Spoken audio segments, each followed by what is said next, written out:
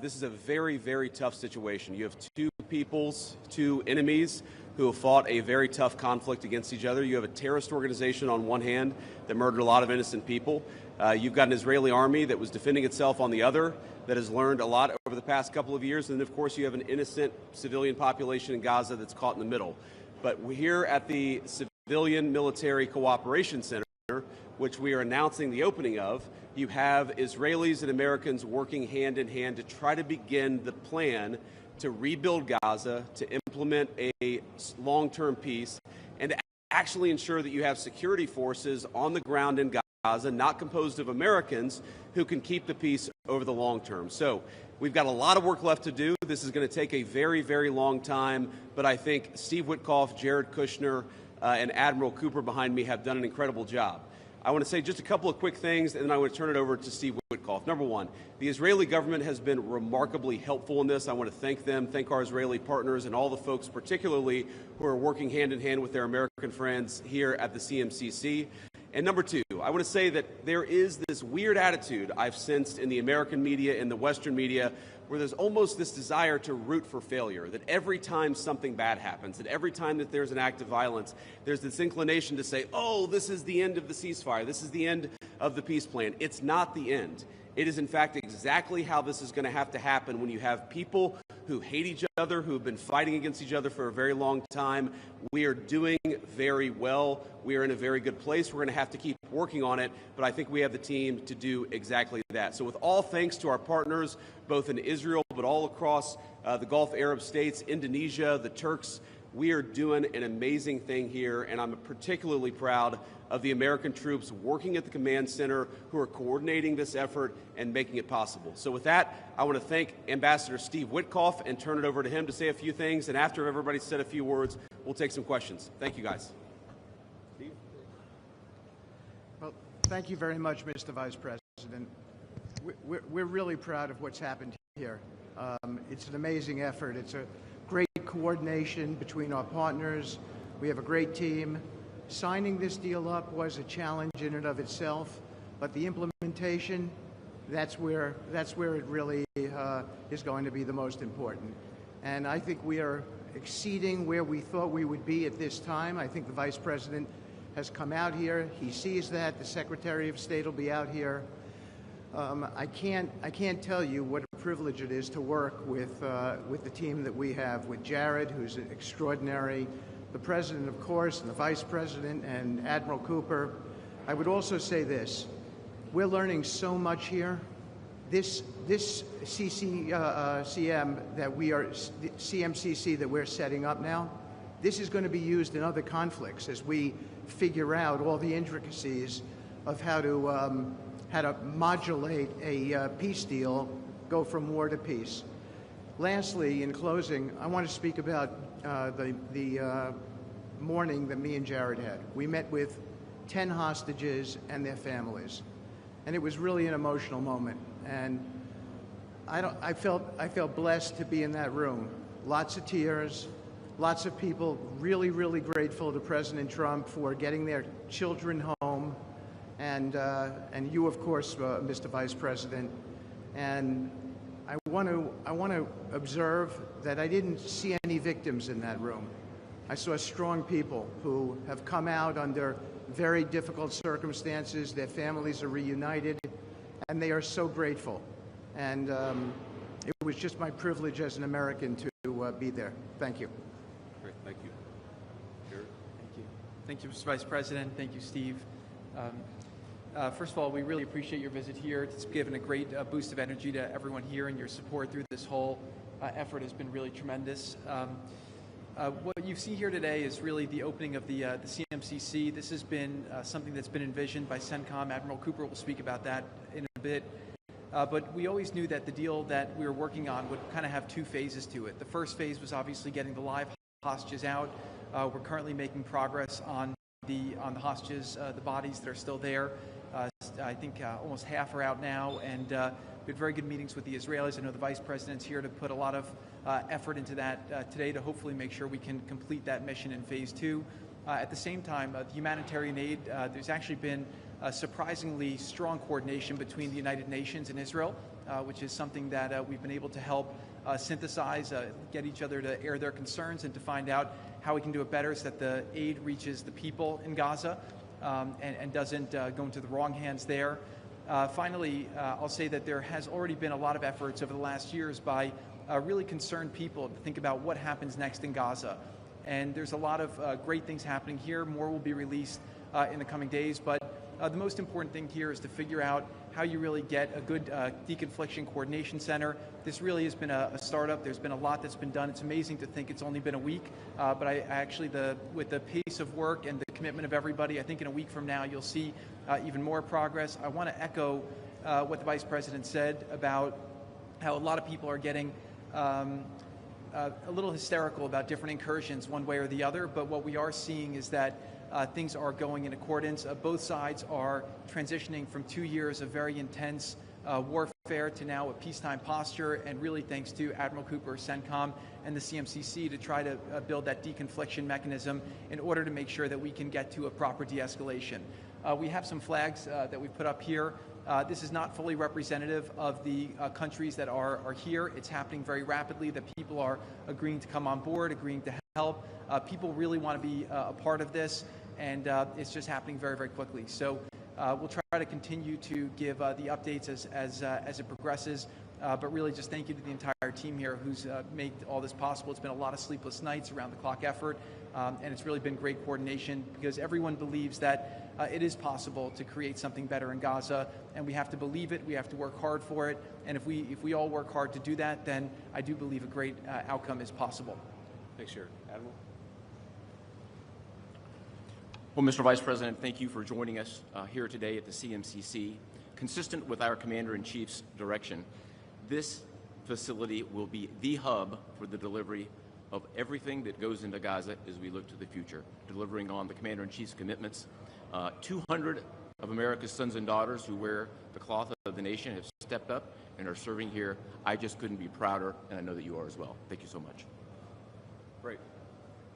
Thanks, Admiral. And gentlemen, we'll take a few questions now. Sir.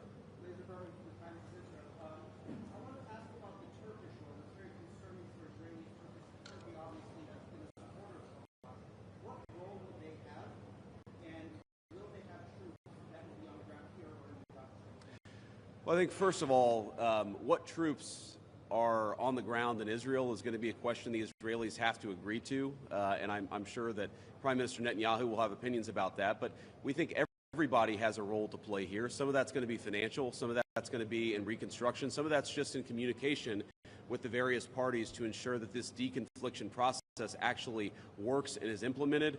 We're not going to force anything on our Israeli friends when it comes to foreign troops on their soil, but we do think that there's a constructive role for the Turks to play, and frankly, they've already played a very constructive role. We're very grateful for that. And you asked, they've supported Hamas in the past. No one who is a party to this conflict can look in the past and not point at something that they don't like or that they disagree with. Everybody who's been involved in this conflict can point at one other person. One of these flags can point at another flag and say, we hate that person for various reasons. The way that we're going to get to peace is to focus on the future, which is what the President of the United States has asked us to do. And we think everybody here is very willing to do that and is very eager to engage in that effort. Ma'am.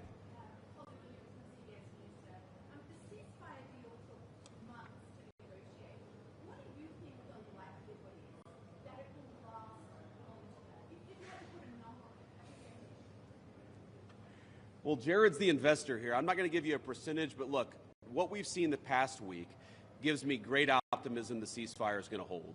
And if we get from where we were a week ago to a long-term, durable peace between Israel and Gaza, there are going to be hills and valleys. There are going to be moments where it looks like things aren't going particularly well. But given that, and given the history of conflict, I think that everybody should be proud of where we are today.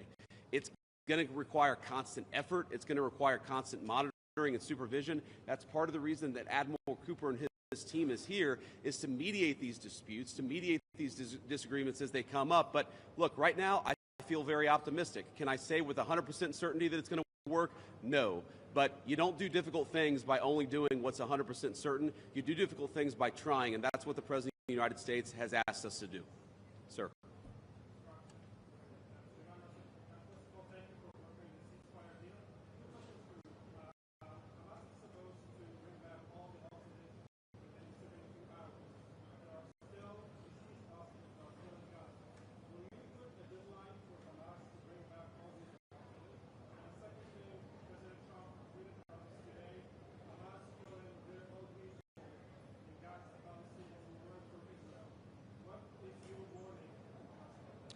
Yeah, so Steve, I'm going to ask you to follow up here, but let me say just a couple of words about the deceased hostages. I mean, one of the stations that I met with, one of the groups that's working on this that I met with earlier, they actually have a photo of the 15 deceased hostages who are still in Gaza. It is a focus of everybody here to get those bodies back home to their families so that they can have a proper burial. Now, that said, this is difficult. This is not going to happen overnight. Some of these hostages are buried under thousands of pounds of rubble. Some of the hostages, nobody even knows where they are. That doesn't mean we shouldn't work to get them, and that doesn't mean we don't have confidence that we will. It's just a reason to counsel in favor of a little bit of patience. This is going to take a little bit of time. And look, our warning to Hamas is very straightforward. The terms of the 20-point plan that the president put out there is very clear. It's supported not just by Israel, but by all of our Gulf Arab friends. It's that Hamas has to disarm. It's that Hamas has to actually behave itself, and that Hamas, while all the fighters can be given some sort of clemency, they're not going to be able to kill each other, and they're not going to be able to kill their fellow Palestinians.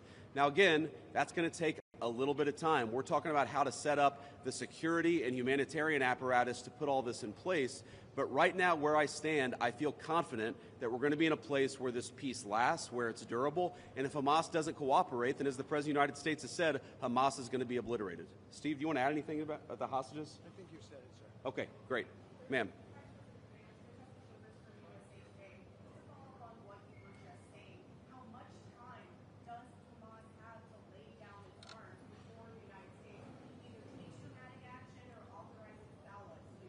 Well, look, the president actually put out a truth this morning that I thought was very instructive. We know that Hamas has to comply with the deal, and if Hamas doesn't comply with the deal, very bad things are going to happen. But I'm not going to do what the President of the United States has thus far refused to do, which is put an explicit deadline on it, because a lot of this stuff is difficult. A lot of this stuff is unpredictable. You basically have two regions in Gaza, one of which is relatively safe, I wouldn't say very safe, and one of which is incredibly dangerous. And part of ensuring that we get to a durable peace is to broaden the scope of the area that's safe. And the International Security Force is a big part of that. We don't yet have the International Security Force set up. That's something we're working towards. We have a number of volunteers who want to participate in that International Security Force. So my point is, I don't think it's actually advisable for us to say this has to be done in a week, because a lot of this work is very hard. It's never been done before, and in order for us to give it a chance to succeed, we've got to be a little bit flexible. I think what you're seeing from our Gulf Arab friends, certainly from our Israeli friends, is a certain amount of impatience with Hamas, but we're going to keep on working at this process, and we're going to keep on trying to bring the deceased hostages home, but also make sure that all Gazans are able to live in a prosperous and safe place. Yes.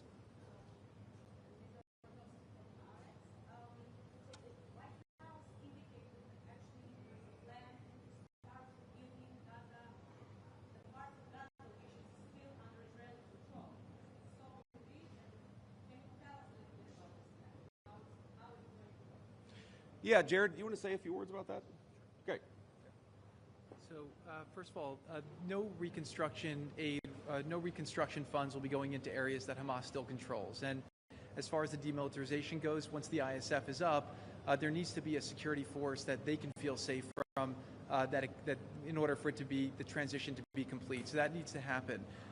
There are considerations happening now in the area that the IDF controls, as long as that can be secured, to start the construction as a new Gaza, in order to give the Palestinians living in Gaza a place to go, a place to get jobs, a place to live. So that's one of the many things being considered. Right now, again, there's been several work streams that have occurred over the last years. Those are all being synthesized and updated here at the center, and then they'll go before President Trump and the Board of Peace to get recommendations on what to build, how to phase it, but that's definitely something now that's being very strongly considered. Great. Sir? Oh, sorry. Why don't we do the guy in the back, and then we'll do you in the blue jacket. Thank you. Go ahead. Could you speak up for me?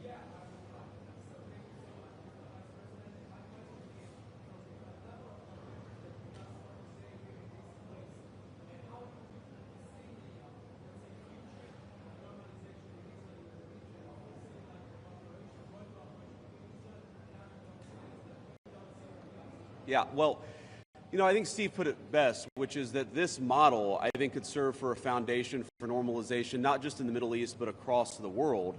Because what we're taking, again, is a long-term, protracted conflict with two enemies who really don't like each other, and we're actually creating a model that can lead towards sustainable peace. Now, we know that a lot of our Gulf Arab friends would like to have normalized relations with Israel. We know that getting this peace on a sustainable pathway is sort of the critical first step of that. But look, I feel very optimistic about where we are. Knock on wood, you never know how this stuff is going to go. But given what I've seen, given the incredible talent and effort that's going in to the reconstruction of Gaza, to the long-term security of the Gazans in that territory, I feel very good about where we are. And again, if we get this right, I really do think it's going to be a domino that leads to a lot of further peace all across the region. Sir.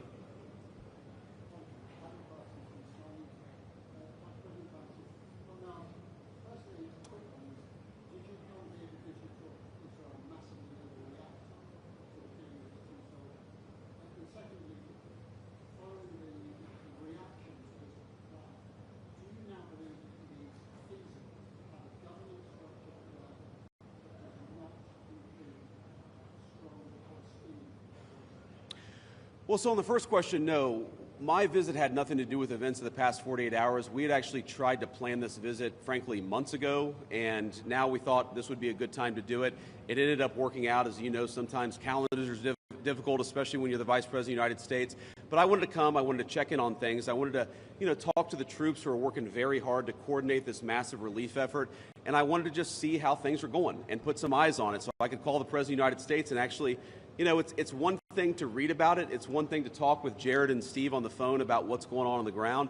It's another thing to actually shake somebody's hand, to look them in the eye and to understand what are the challenges, what are the things they need from me. I mean, I heard from relatively junior troops very simple things that would make their lives easier that I'm going to take back to Washington and hopefully help them with.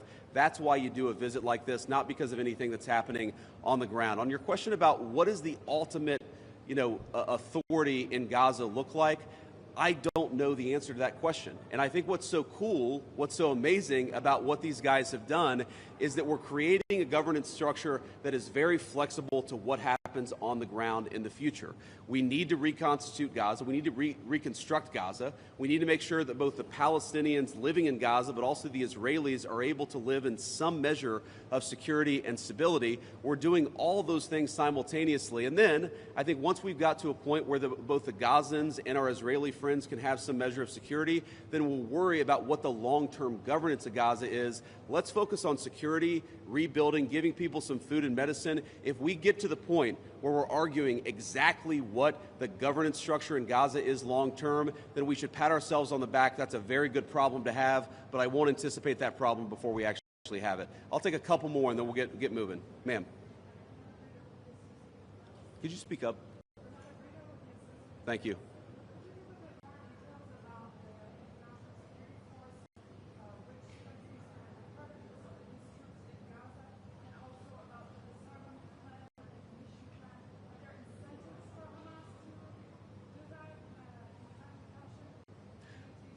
Well, the incentives are that unless Hamas disarms in accordance with the agreement, very bad things are going to happen, right?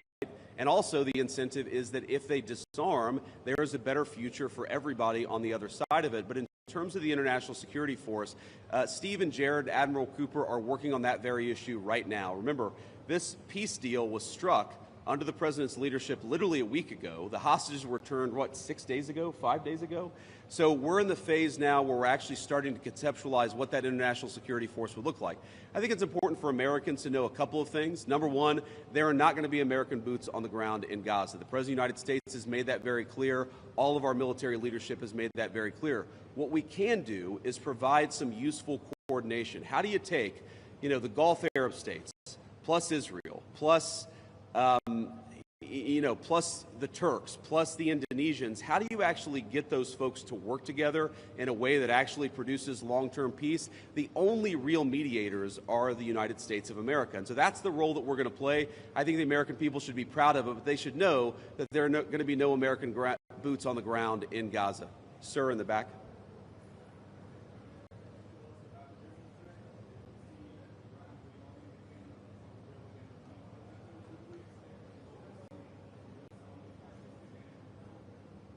Could you ask the very last part?